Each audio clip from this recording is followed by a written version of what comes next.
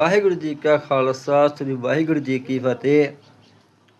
ਗੁਰੂ ਪਿਆਰੀ ਸਾਧ ਸੰਗਤ ਜੀ, ਆ ਜਿਹੜਾ ਵੈਸੇ ਲੋਕਾਂ ਨੂੰ ਡਰਾਉਂਦੇ ਆ ਵੀ ਕਦੇ ਫਲਾਣੇ ਪਿੰਡ ਬੰਦੇ ਹੋ ਗਏ ਲੁਕਾਏ, ਕਦੇ ਫਲਾਣੇ ਪਿੰਡ, ਇਹ ਸਿਰਫ ਦਹਿਸ਼ਤ ਪਾਉਣ ਦੀ ਗੱਲ ਆ। ਕਿਸੇ ਪਿੰਡ ਨਹੀਂ ਇਹ ਕੰਮ ਹੋਇਆ। ਕੱਲ੍ਹ ਇੱਕ ਖਹਿਰਾ ਕਹਿਣ ਦੇ ਖਹਿਰਾ ਪਿੰਡ ਆ, ਉਹ ਪਿੰਡ ਦੀ ਵੀਡੀਓ ਆਈ ਆ ਵੀ ਸਾਡੇ ਪਿੰਡ ਇਹੋ ਜਿਹਾ ਕੋਈ ਕੰਮ ਨਹੀਂ ਹੈਗਾ। ਐਵੇਂ ਲੋਕਾਂ ਨੂੰ ਡਰਾਉਣ ਦੇ ਮਾਰੇ ਇਹ ਕੋਈ ਚਾਲ ਆ, ਤੁਹਾਨੂੰ ਲੁੱਟ ਵੀ ਸਕਦੇ ਆ ਇਹਦਾ।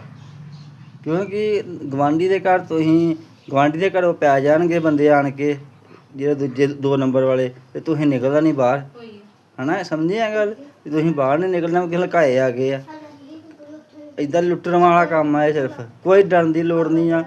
ਉੱਦਾਂ ਸਪਰਕ ਰਹੋ, ਆਪਣੇ ਬੂਹੇ ਬਾਹੇ ਬੰਦ ਹੀ ਰੱਖਿਆ ਕਰੋ, ਅਤੇ ਪਰ ਕੋਈ ਇਹੋ ਜਿਹੀ ਡਰਨ ਵਾਲੀ ਗੱਲ ਨਹੀਂ ਆ। ਐਵੇਂ ਇੱਕ ਦੂਜੇ 'ਤੇ ਦਹਿਸ਼ਤ ਪਾਉਣ ਡੇ ਆ ਅਤੇ ਨਿਆਣਿਆਂ ਨੂੰ ਡਰਾਉਣ ਡੇ ਆ। ਵਾਹਿਗੁਰੂ ਜੀ ਕਾ ਖਾਲਸਾ, ਵਾਹਿਗੁਰੂ ਜੀ ਕੀ ਫਤਿਹ।